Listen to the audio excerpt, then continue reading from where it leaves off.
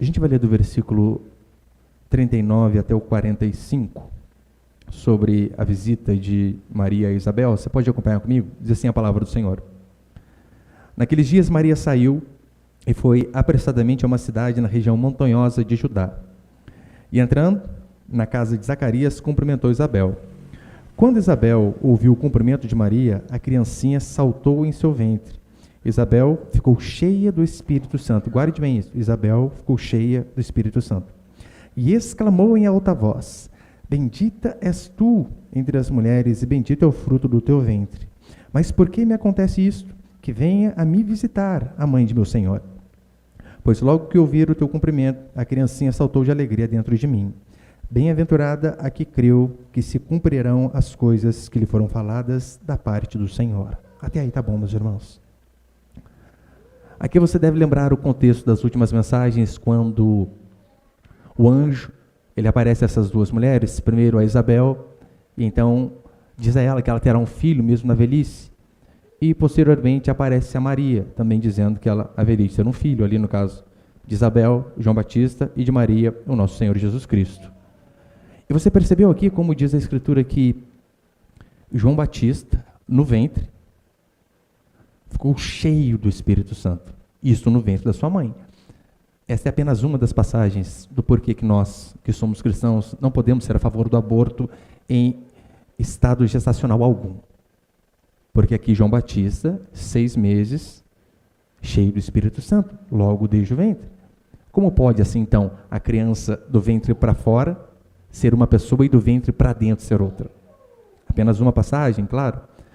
João Batista, cheio do Espírito Santo. Sua mãe, cheio do Espírito Santo. Maria, cheia do Espírito Santo, e até teve um filho do Espírito Santo. Tem um tema ali, né? O tema da minha pregação é justamente este hoje. O agir do Espírito Santo. Eu sei que diante de situações como esta, eu e você nos perguntamos: como o Espírito Santo agia no Antigo Testamento? Como ele age hoje? Essas manifestações que nós vemos em muitas igrejas, é de fato o Espírito Santo de Deus ou talvez o Espírito do homem? Eu e você devemos nos perguntar como o Espírito Santo agia no Antigo Testamento. Sabe por quê? Aqui, Isabel ainda estava vivendo a antiga aliança. Não tinha acontecido o Pentecostes ainda. Ou seja, eles estavam no regime que muitos dizem ser da lei, e mesmo assim, esta mulher, que não era sacerdotisa, até mesmo porque nunca houve sacerdotisa, mas um dos motivos porque nas igrejas reformadas como a nossa, nós não consagramos pastoras, porque você não vê em lugar nenhum na Escritura. Para ser sincero, você vê sacerdotisa de Baal e pastora Raquel, que era de ovelhas, só essas. Você não vê mulher pastoreando, cuidando de gente, só por este motivo. Maria, aqui, Isabel, pode ver, Isabel não era sacerdotisa, Isabel não era profetisa, até mesmo porque havia mulheres que profetizavam, sim. É outra pregação, né? Não dá para falar disso agora. Ela não era juíza, ela não era rainha. Sabe quem era Isabel? Era uma dona de casa, assim como a maioria das irmãs aqui. E sendo uma simples dona de casa na era da antiga aliança, como dizem alguns, eu vou explicar depois, mesmo assim diz a palavra do Senhor que ela foi cheia do Espírito Santo. É de suma importância eu e você entendermos a atuação do Espírito Santo, porque isso fala do nosso relacionamento com Deus, de como nós nos relacionamos com o Senhor. Entender como o Espírito Santo agia no passado tem implicações diretas em nossa vida hoje. O pastor Augusto Nicodemos, da Igreja Presbiteriana, ele diz assim: o movimento pentecostal iniciado nos primórdios do século passado nos Estados Unidos trouxe uma interpretação diferente daquela que ao longo de 2000 anos a Igreja acreditou. Toda a doutrina que nós vemos hoje, dita ser do Espírito Santo, quer você queira ou não, 99% dela vem do meio pentecostal. E a posição que eu vou dar aqui para você essa noite é a posição reformada, histórica, de como a igreja creu durante 1906 anos, até que em 1906 começou o movimento pentecostal na Rua Azusa. Então o que eu vou falar aqui não é aquilo que eu acho, não é aquilo que eu descobri sozinho. Eu estou apenas aqui reverberando o que a igreja creu em 2000 anos de história.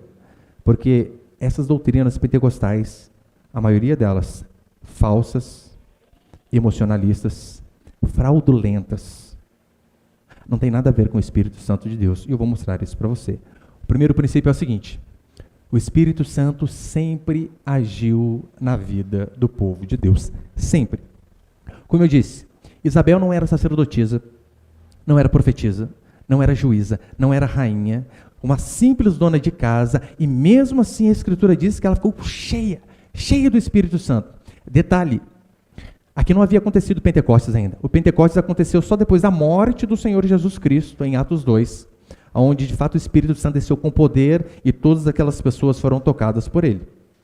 Não havia acontecido ainda. E mesmo assim nós vemos uma simples dona de casa cheia do poder de Deus.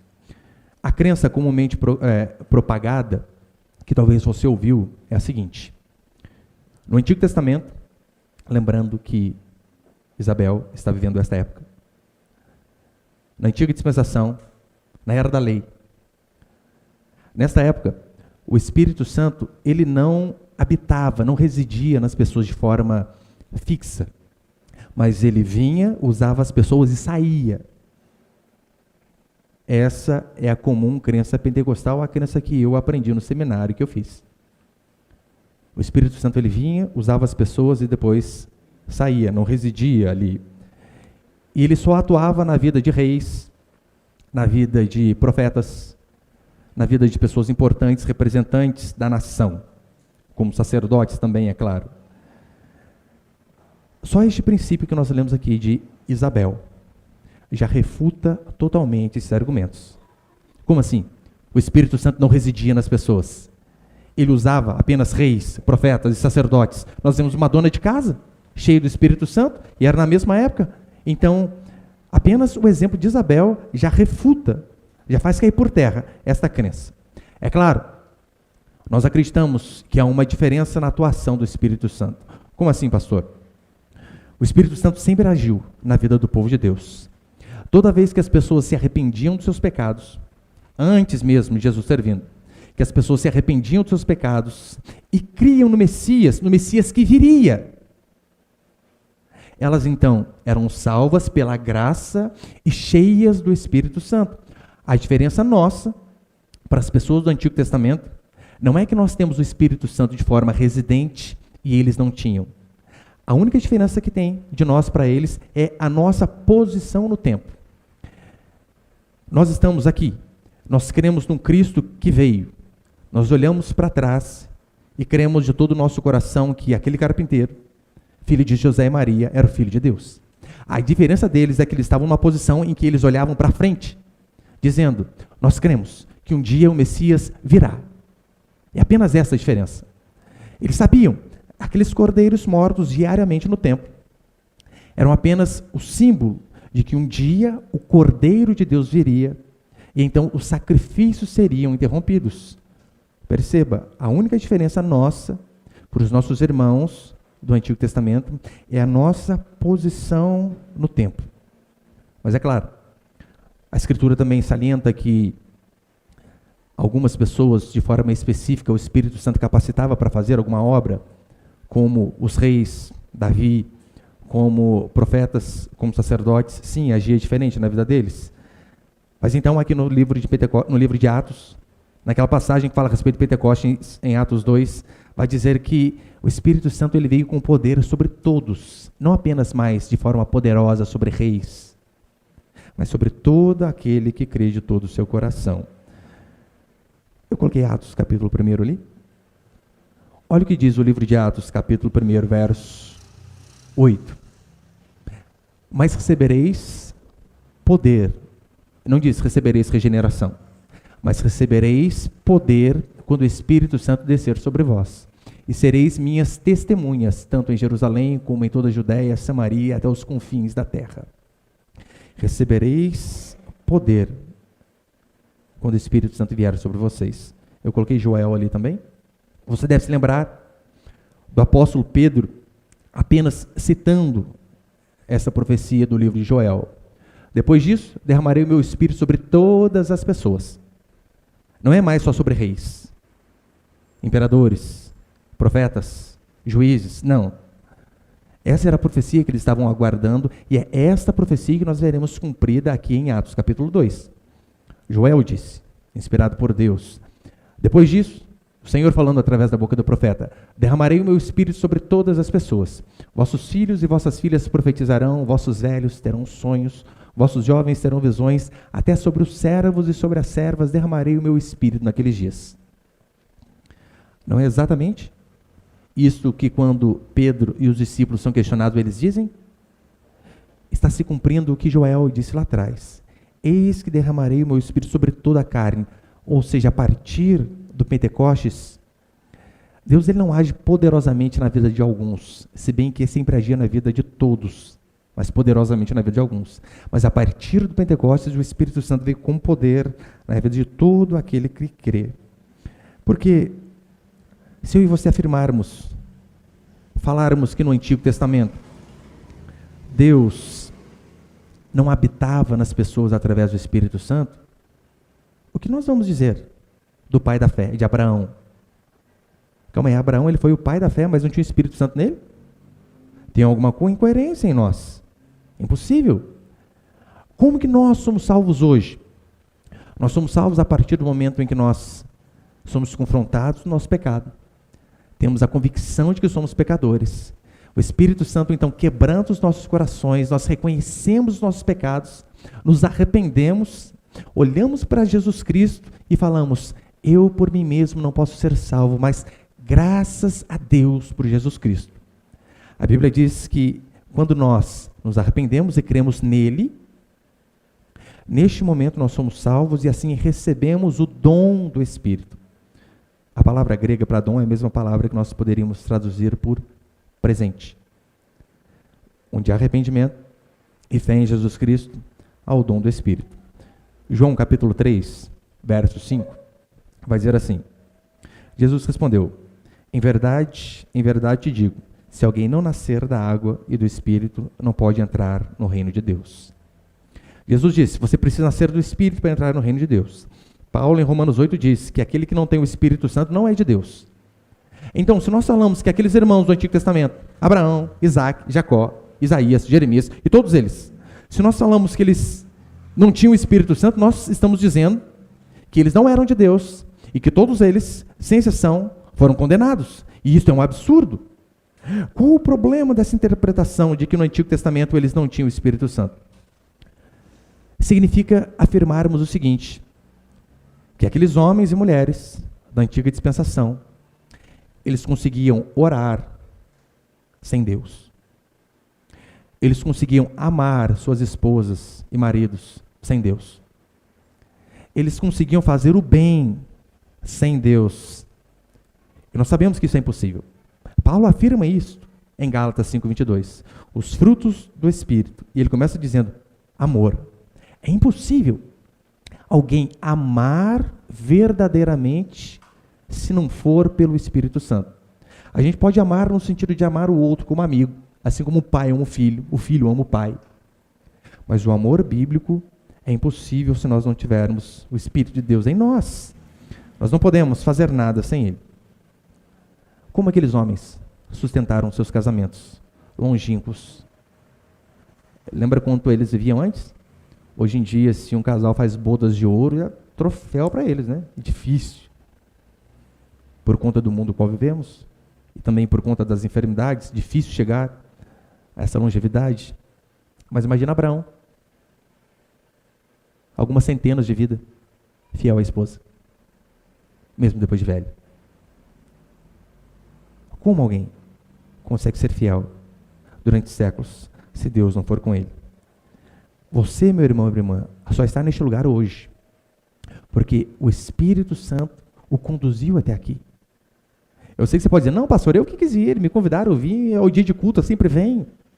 Não, o que a Escritura diz é que nós estamos aqui porque o Espírito Santo nos conduziu, que você, na sua casa, você lê a Escritura, você a entende, porque o Espírito Santo age em sua vida, que você Quando você se reúne como igreja, você ouve a pregação e você sai daqui dizendo, eu preciso mudar e eu vou mudar, e você consegue essa mudança, não é porque você é forte em si, mas é porque o Espírito Santo está agindo em você.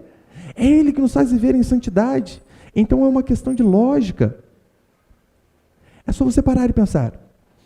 Se as pessoas do Antigo Testamento conseguiam ser salvas sem o Espírito Santo, por que hoje também elas não podem ser? Já ouviu aquela frase? Ah, fulana não é cristã. Mas uma pessoa tão boa, eu acho que ela vai para o céu. Já ouviu isso? Ou já disse isso, né? Você está afirmando esta crença herética de que as pessoas podem ser salvas sem o poder de Deus. E é claro que isso é um absurdo. É frase do evangélico que não entendeu a doutrina verdadeira. Então, este é o primeiro princípio. O segundo princípio, há relatos do Espírito Santo entrando e saindo nas pessoas no Antigo Testamento. Se você já leu o Antigo Testamento, você sabe que, de fato, há. Pastor, mas calma aí, o senhor acabou de dizer que isso não acontecia, que haviam cristãos, que o Espírito Santo sempre agia na vida deles. Você pode citar para mim o que Davi disse? Lembra Davi no Salmo quando ele diz, Senhor, não retire de mim teu Espírito? Aí, pastor, o senhor está se contradizendo. Você pode citar para mim Saul, que disse que o Espírito Santo se afastou dele? E dizer, olha, esta é a lógica empírica de que de fato eu estou errado. Mas há uma grande diferença. Em Apocalipse, nas quartas-feiras, eu tenho explicado isso. A melhor forma de se entender a Escritura não é você pegar uma passagem difícil e tentar entendê-la. É você pegar talvez aquela passagem que não tenha tanta luz e você, à luz dos demais versículos, das demais passagens, você interpretar aquilo. Ou seja, a Bíblia explica a própria Bíblia. Há uma grande distinção entre ação salvadora e regeneradora de Deus, o que acontece com todos aqueles que se arrependem de seus pecados, e a ação capacitadora para exercer uma função como acontecia aqui no Antigo Testamento. O que Davi diz, quando ele afirma, não retires de mim o teu espírito, não é não tires de mim a salvação. O que Davi está dizendo é o seguinte, Senhor, não retires de mim a capacidade para governar, para ser rei, para direcionar o seu povo, porque eu preciso deste poder sobrenatural para guiar, do contrário eu não sou nada. Lembra que a Escritura diz que o Espírito Santo se apartou de Sansão por conta de seus pecados? Qual foi a consequência primária do Espírito Santo ter se afastado dele? Lembra? Perdeu a força. Ele tinha um voto, que ele não beberia vinho, que ele não cortaria o cabelo. E então, ele corta. Aquilo era apenas o símbolo de um compromisso que ele tinha com Deus, de sua santidade. E então ele descumpre o seu voto. O que a Escritura diz é que depois disso, ele perde a força. Não diz que ele perde a salvação. Aquele espírito que o capacitava a fazer algo sobrenatural, carregar portas de cidades nos braços. Antigamente os irmãos lembram, as cidades eram cercadas por muralhas e haviam portas enormes, como naqueles filmes medievais. Apenas um homem capacitado pelo poder de Deus conseguiria carregar aquilo lá nos braços. Era aquilo que acontecia com Sansão. Aí então, por conta de seu pecado, diz a Escritura que ele não consegue arrebentar uma corda que Dalila tinha o prendido. Ele não perdeu a salvação. Ele perdeu a capacidade de fazer a obra de Deus de forma sobrenatural. A salvação jamais. O mesmo aconteceu com Saul. O Espírito Santo o capacitou para ser rei. Mas não quer dizer que o fato de o Espírito Santo ter capacitado para reinar, que Saul era de Deus. Saul não era a vontade de Deus, era a vontade dos homens. A Escritura deixa isso bem claro. Você vai ler no Antigo Testamento diversas passagens quando Deus capacita falso profeta como Balaão, onde o Espírito Santo usa uma mula. Agora você vai falar que a mula era crente. Que a gente vai chegar no céu, vai estar lá, a mulinha. De forma alguma. O Espírito Santo capacitou até Judas. A Escritura diz que Judas estava junto com os apóstolos. Os apóstolos todos expulsavam o demônio. Não diz todos os apóstolos expulsavam o demônio, vírgula, Judas. Mas todos. Provavelmente ele estava junto, fazendo a mesma coisa. Agora, com base nesta ideia, alguns vão dizer assim: os crentes do Antigo Testamento estavam na lei. E por conta deles estarem na lei, eles não tinham o Espírito Santo.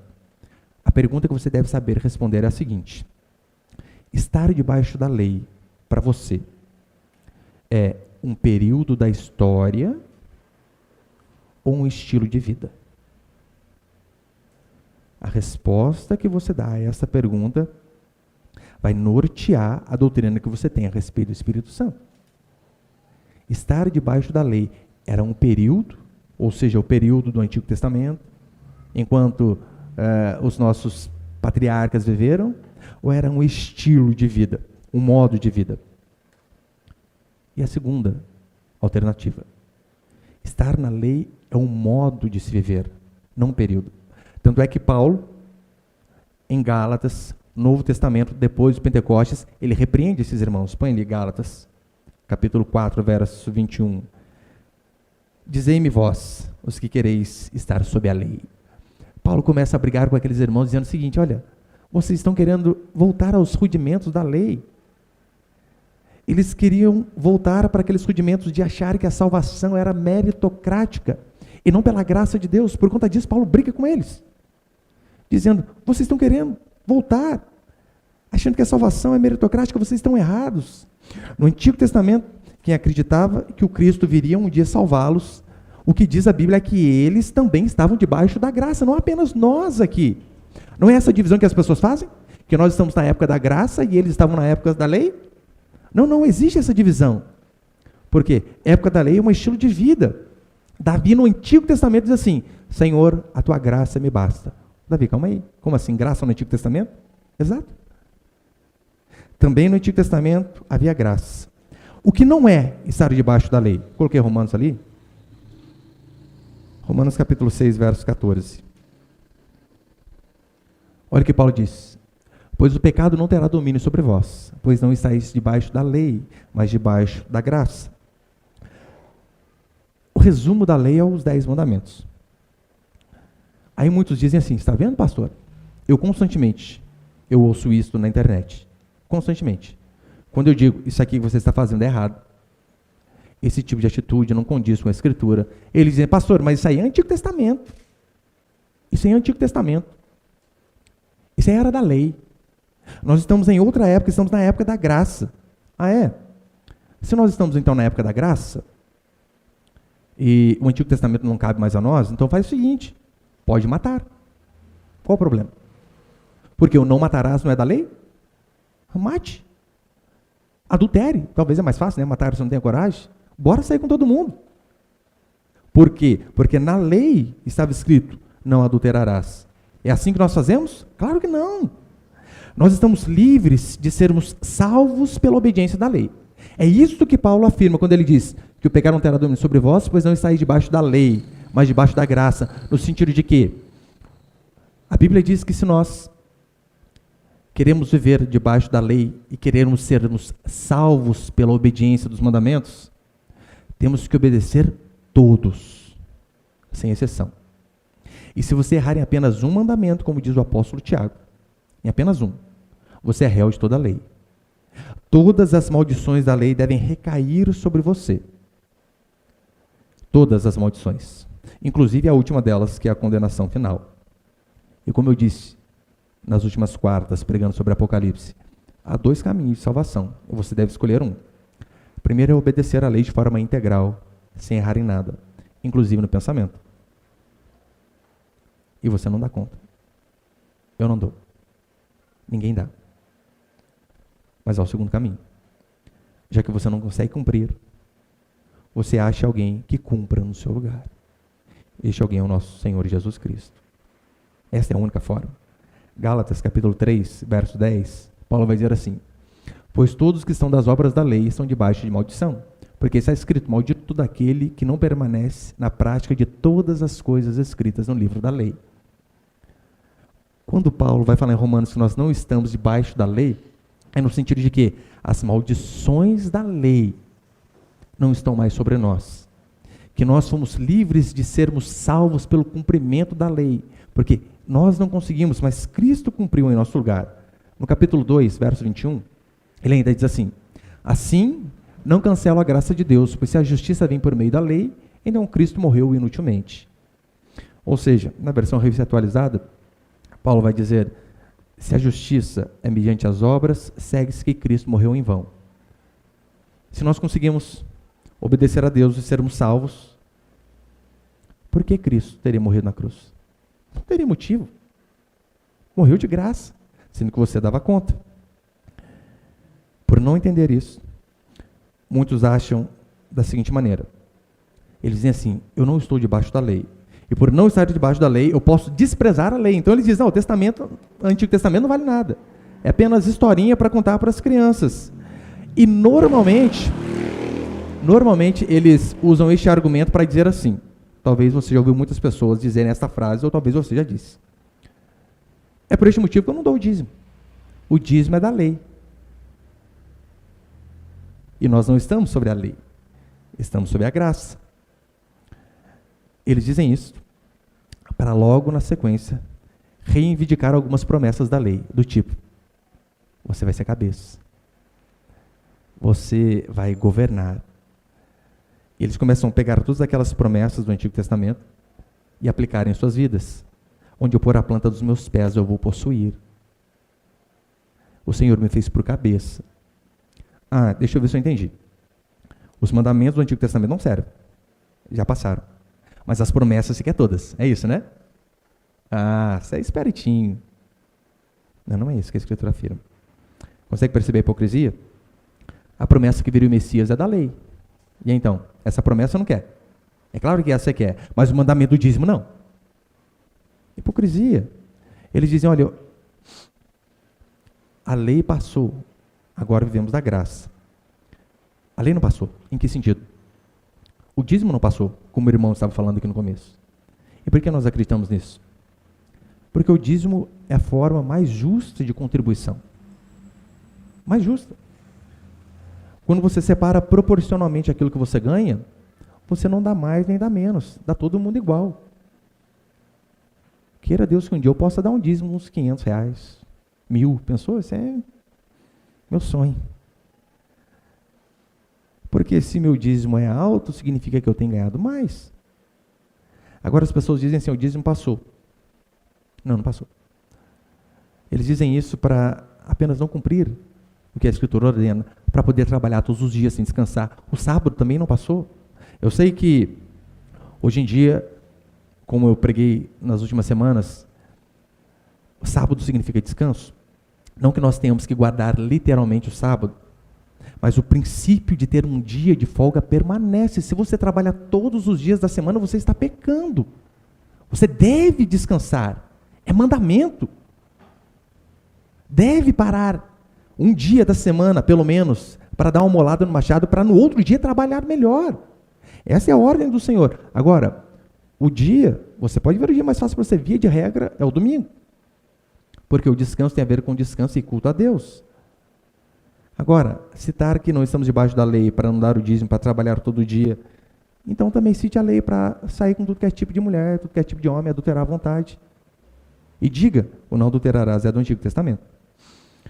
A lei, ela vai mostrar que o nosso pecado, ele nos conduz a Cristo, para sermos salvos.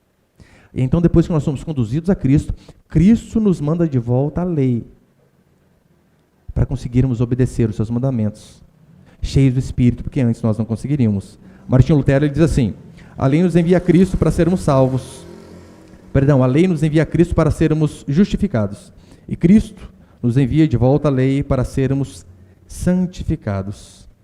E eu sei, para terminar, quando nós falamos sobre o agir do Espírito Santo na vida do cristão, tanto no Antigo como no Novo Testamento, não tem como falar de ser cheio do Espírito Santo, como não falar do carro-chefe do movimento pentecostal, que é o dom de línguas. E esse é o meu terceiro princípio. Põe ali, eu vi, por favor. Atos capítulo 2, verso 1. Por favor, meus irmãos, se deixa aberto aí.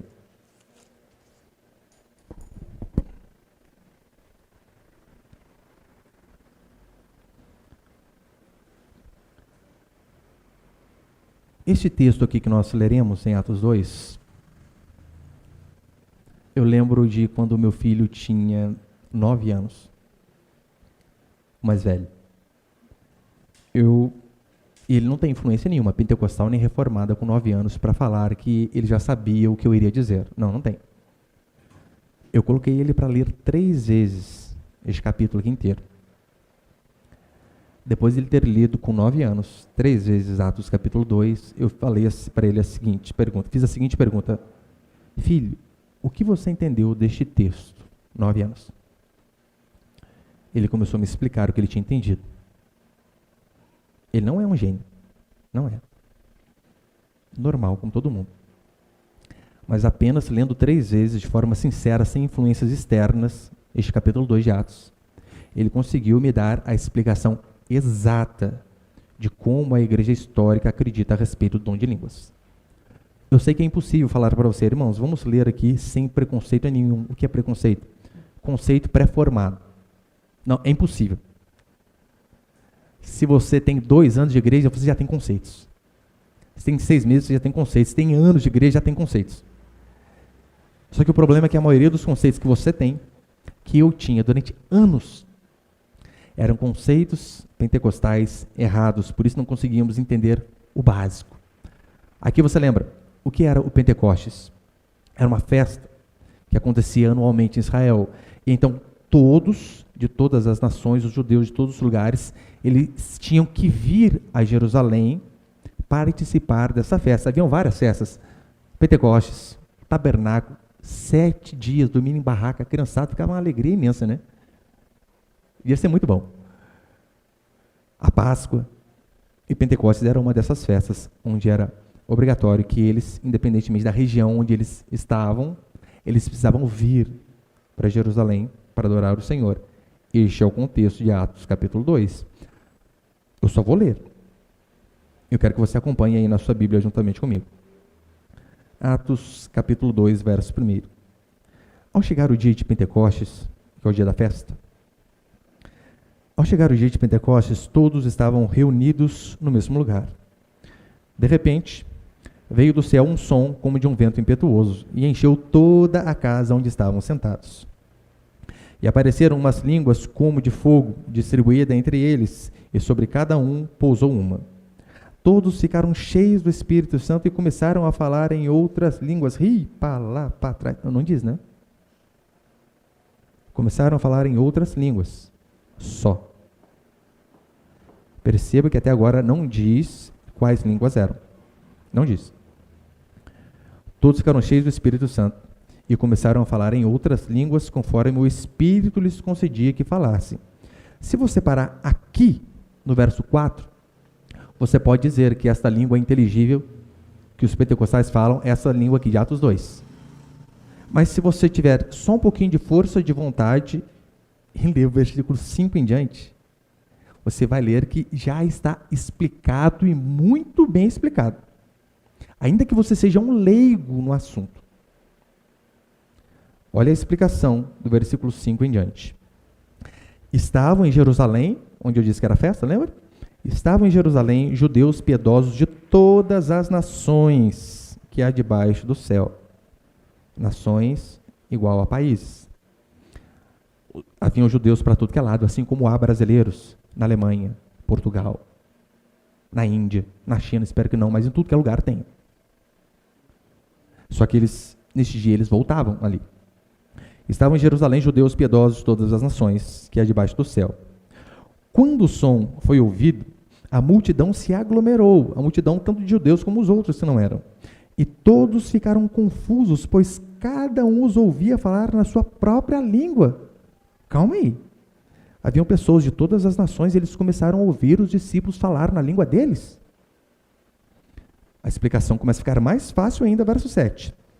E perplexos e admirados diziam uns aos outros: por acaso Estes que estão falando não são galileus. Meu irmão, Galileu falava aramaico. Pedro não era bilíngue. Mal falava o aramaico. Era pescador. E olha o porquê que as pessoas ficaram admiradas e perplexas. Não foi por conta do pessoal rodopiando, virando piroleta, não. Olha o porquê. E perplexos e admirados diziam uns aos outros: por acaso esses que estão falando não são todos galileus? Como, então, cada um de nós os ouve falar em nossa língua materna? Agora ficou desenhado, né? Qual que é a sua língua materna, meu irmão e minha irmã? Português do interior. Né? Um expoente R puxando no final. Não é este? A nossa língua materna? Eles ficam perplexos porque eles dizem: calma aí, eu vim lá da Alemanha, sua ilustração, aqui vai falar quais as nações. Como? Eu estou conseguindo entender esse Galileu falar a minha língua? E este é o motivo do espanto. Aí, para deixar mais explicado ainda, ele começa a dizer as nações que haviam. Verso 8. Verso 9. Dizendo: somos partos, Pártia era um país, uma nação, somos partos, medos, elamitas, habitantes da Mesopotâmia, da Judéia, da Capadócia, do Ponto, da Ásia, da Frígia, da Panfilha, do Egito e das regiões da Líbia, próximas a Cirene. Romanos falavam latim, meu Deus do céu. Consegue ver ele descrevendo várias nações aqui, várias línguas, várias etnias? Romanos aqui residentes, tanto os judeus como os convertidos ao judaísmo, cretenses lá da Grécia, cretenses e árabes, todos nós os ouvimos falar das grandezas de Deus em nossa própria língua, e perplexos e pasmos, todos diziam uns aos outros: o que isso quer dizer?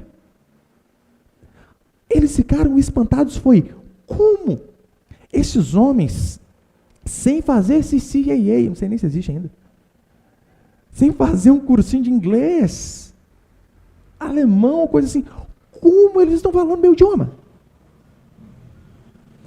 Eu forcei alguma interpretação aqui? Não, nenhuma.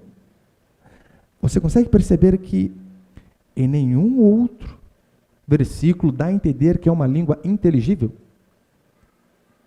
Mas o texto deixa claro, depois ele ainda diz, verso 13: mas outros zombando diziam: eles estão embriagados com o vinho. Porque você sabe, né, se você já tem parente bêbado, tem um parente lá da minha esposa, não está aqui? Não está não, né? Tem um parente lá da minha esposa que, meu Deus, às vezes eu tô lá, eu chego da corrida, suando, 40 minutos correndo. Ô, Rafael, dá um abraço. E fala tudo, tropeçando, cuspindo na gente. Bêbado, você sabe que fala de um jeito peculiar, né? Eles falaram: olha, eles estão parecendo bêbados pela forma que fala. Não é por andar tropeçando, por cair, tropicar e levantar. É pela forma que fala. Nada de show. Não era porque tinha pessoas voando no meio do culto. Não era por causa disso. Eles ficaram perplexos e pasmos. Porque como esses homens conseguem falar o meu idioma? Fica fácil entender. Nada difícil.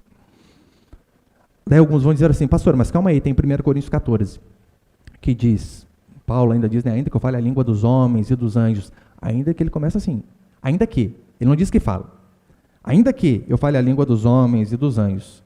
Mas vamos colocar, Atos 2 é o único capítulo que explica o dom de línguas, o único. Eu já conversei com pastores, amigos pentecostais, que eles dizem assim: não, mas há outro dom de línguas, que é o dom de Atos, o dom de 1 Coríntios 14. Eu falo: irmão, seja sincero com o texto, não tente arrancar aquilo que não existe. Se existisse outro dom de línguas, seria necessário uma outra passagem na Escritura onde é explicado este dom também. E não há. A única passagem que explica o dom de línguas é aqui, Atos 2. Ponto. Mas vamos colocar, ainda que essas línguas inteligíveis aí dos nossos irmãos pentecostais fossem a língua dos anjos. Não é. Eu estou afirmando de forma categórica, não é. Hoje um irmão perguntou para mim, no Instagram: pastor, o que o senhor acha do dom de línguas? Eu respondi de forma objetiva para ele da seguinte maneira: ainda que seja sincera, de coração, é heresia ou ignorância, não tem outra alternativa. Ou heresia ou ignorância. Passaram para mim assim, eu repito, eu durante anos fiz assim. Me ensinaram a falar em línguas, confessando meus pecados aqui, né, publicamente. Me ensinaram. E eu só repetia. Daí, eu sou meio lerdinho, mas uma época da minha vida eu comecei a pensar, calma aí. O dom do Espírito Santo foi meu amigo que me ensinou. Calma aí, gente, alguma coisa errada, não tem? Eu lembro que ele falava, vai repetindo do jeito que eu falo. Repete. E vai chegar uma hora que você vai estar falando sozinho. Eu falei, nossa. Você tá risada, porque você fazia assim também, né? E eu tô lá, eu Siri, anda lá na praia, ri pra lá pra trás. Tô falando, chupa bala house. Nossa, eu tô falando sozinho, gente. Daí depois eu parei e pensei, calma aí, gente. Se o dom é de Deus, como que o outro ensina? Incoerência. Total incoerência. Mas ainda que, lá em Coríntios, fosse essas línguas inteligíveis, ainda que, ali algumas regras. Eu quero que você seja sincero, não precisa responder publicamente, claro, né? Responda na sua mente. Se você vê essas regras de Coríntios sendo cumpridas nas igrejas pentecostais, diz que quando falarem línguas, sejam 2, no muito 3. Os demais, julguem. É isso que você vê nas igrejas pentecostais? 2, no muito 3? Ou todo mundo falando junto? Ainda que fosse. Também estão errados, então, diante disso aqui. Não é? No versículo 38, você pode acompanhar comigo aí de Atos 2? Havia uma ordem no culto, claro. Versículo 38. Pedro, então, lhes respondeu, arrependei-vos e cada um de vós seja batizados em nome de Jesus Cristo, para o perdão dos vossos pecados e recebereis o dom do Espírito Santo. Mais uma vez, você se arrepende, você recebe o dom do Espírito Santo.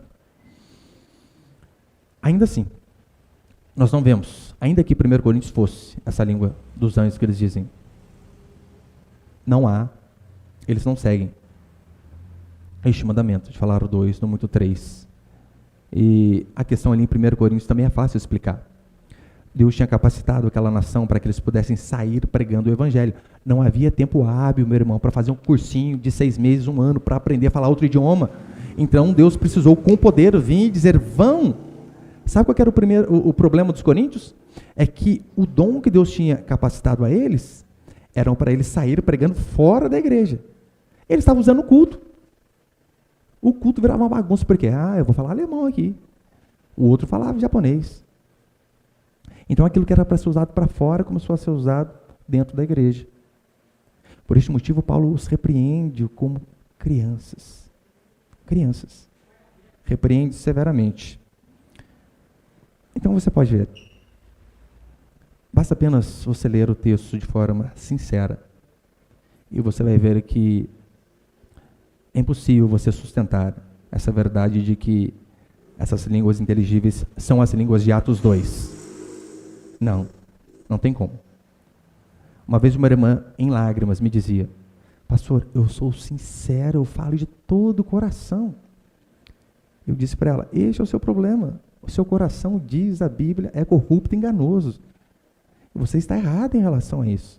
Ainda que esteja fazendo com toda a sinceridade. Não é bíblico isso que você está dizendo, irmã. É claro que ela nunca mais voltou para a igreja, né? Felizmente. Mas eu falei com respeito, porque eu sei que isso às vezes envolve sentimentos. Às vezes a pessoa a vida inteira aprendeu desse jeito. Daí chega aqui, não, isso aí é mentira, não é de Deus, não. Está falando que eu sou do diabo, pastor? Sim, não diretamente, né? Não que seja, mas você não está sendo bíblico. Mas este é o princípio de Coríntios. Fale 2, no muito 3, os demais julguem. Não é isso que nós vemos. Então, para encerrar, algumas verdades que nós vemos aqui, é que nós recebemos o Espírito Santo quando nos arrependemos dos nossos pecados. mas devemos constantemente buscar sermos cheios do Espírito Santo. De que forma? Paulo vai explicar em Efésios 5. Entoando canções, através de salmos, lendo a Escritura, esposa sendo submissa ao marido, marido dando a vida pela esposa, pais amando os filhos, filhos se sujeitando aos pais. Todas essas são formas de sermos cheios do Espírito Santo. E nós podemos, sim, extrair de forma empírica aqui do texto que o dom de línguas bíblicos é a capacidade sobrenatural de se falar outro idioma. Ponto. O dom do Espírito Santo é concedido àqueles que creem indistintamente, independente de credo, cor, condição financeira, aonde mora, nacionalidade. Não, aqueles que creem. E devemos buscar constantemente sermos cheios do Espírito Santo. E as implicações básicas que nós vemos aqui é a seguinte: primeiro, o poder do Espírito Santo ele vem para realizar a obra de Deus e glorificar a Deus. Em Atos capítulo 2, aquele sinal de todos falando aqueles idiomas foi uma isca para que aqueles apóstolos pudessem pregar o evangelho. As pessoas todas foram para aquele lugar ouvindo, e então eles pegaram aquele momento, aquela oportunidade e disseram: vamos falar de Deus. E então eles começaram a falar as grandezas de Deus nesses idiomas. Aquele evento chamou a atenção. Eles usaram aquilo como isca para glorificar a Deus. Como um culto que você chega, pessoas gritando de forma histérica, correndo no meio da igreja, caindo, se estrebuchando, imitando animal. Já viu? Imitando animal. Tem gente que já viu imitando águia, leão, absurdo. Basta você colocar no Google, lá no YouTube, você vê. Como um culto desse vai engrandecer a Deus? E além do mais, 1 Coríntios tinha um detalhe. O dom de línguas era um sinal, sabe para quem? Para os de fora, não para os de dentro. Para que os de fora pudessem ver, olha, tem uma coisa ali, foi o que aconteceu. No meio pentecostal hoje, a língua deles não é para os de fora. O dom de línguas pentecostal não é o selo de que você é cheio do Espírito Santo para eles? E a prova disso é que você fala entre eles. Mas calma aí, não é para os de fora? Vocês estão errados de novo, ainda que fosse aquele dom. Continuam errados mais uma vez. O Espírito Santo ele veio para nos restaurar, não para nos rebaixar a níveis animalescos, de forma alguma. Ele veio para nos fazer andar em novidade de vida, não para nos fazer cair, rolar e babar, feito um demente. Olha o que eu vi esses dias. Ai, meu Deus, unção do Homem-Aranha. Já viu essa ou não? O pastor começou a correr na igreja, lá tinha uma pilastra, igual nós temos aqui atrás, né? Ele pulou e ficou grudado na pilastra. E ninguém arrancava o bendito de lá. Unção do Homem-Aranha, gente do céu. Tem a unção do Zangief, Street Fighter, um antigo, lembra? Que ficava rodando igual um peão assim? É a unção do Zangief. O que essas coisas glorificam a Deus? Nada. O Espírito Santo não veio nos fazer cair, meu irmão, mas nos fazer andar em novidade de vida. E o que vai glorificar a Deus é as pessoas que te viam vindo, caindo de um bar, ver você ir andando à igreja. É as pessoas que viam você nos seus adultérios e traições, fiel à sua esposa, ao seu marido, constituindo uma família decente. A você que era um mentiroso, deixando de mentir. A você que era um mau caráter, ser uma pessoa de caráter. Essas coisas glorificam o Senhor. Só que eu sei que quando eu falo isso daqui, eles nem analisam o que eu falo, apenas gritam: herege! Bruxo! Taca fogo nele! O Espírito Santo encheu João Batista para pregar, preparar o caminho do Senhor. Os apóstolos para pregar, para fazer a obra, para orar, para libertar as pessoas. E todos devem fazer isto. Hoje todos nós temos a capacidade de orar, expulsar o demônio, clamar pela cura na vida de alguém. E a segunda implicação para encerrar, nossa, passei um pouquinho do horário hoje, irmãos, perdoa. Segunda, não se torne seco e nem refém de emocionalismo. Porque aqui nós lemos, né? Ela ouviu e exclamou em alta voz. O Espírito Santo, quando ele move em nós, é claro que ele pode mexer com as nossas emoções. O problema de nós ser formados é que nós podemos ir para o outro extremo. Se o pentecostal acha que culto forte, culto bom, é aquele culto que ele se arrepia na coluna e chora, nós podemos ir para o outro extremo. Sermos totalmente apáticos, avessos a emocionalismo. Daí você conversa com uma pessoa, como foi o culto hoje? Nossa, mas o culto foi vazio. Nossa, daí você pergunta, por que a pregação foi ruim? Não. Os louvores não eram bíblicos? Não, até eram. Mas por que o culto foi ruim? Eu não senti nada. Eu não senti nada. A espiritualidade de muitos é baseada em sensações. E o problema nosso, que somos reformados, é achar que não devemos sentir sensação alguma. Não podemos ir para nenhum extremo. Eu sei que é uma benção, né? Quando você ora e chora. É uma delícia. Eu raramente oro. Dificilmente. De vez em quando. Ontem, estava correndo, e via de regra, eu corro ouvindo algum podcast, algum estudo. Só que esse dia eu coloquei um louvor, ontem. Eu estou correndo ali, ouvindo a música, suando, chorando, suando, chorando, suando, chorando. Acho que as pessoas olhavam para mim correndo e pensavam, nossa, que cara deprimido, gente. Mas gente tá de angústia que deve estar passando esse homem. Correndo, chorando. É uma coisa incomum, né? E chorando de lágrimas, enxugava lágrimas com suor, junto assim.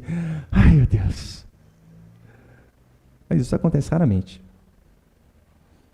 Eu raramente choro. Mas a certeza que eu tenho é que toda vez que eu oro, o Senhor me ouve. Essa é a certeza que eu e você devemos ter. Amém, meus irmãos?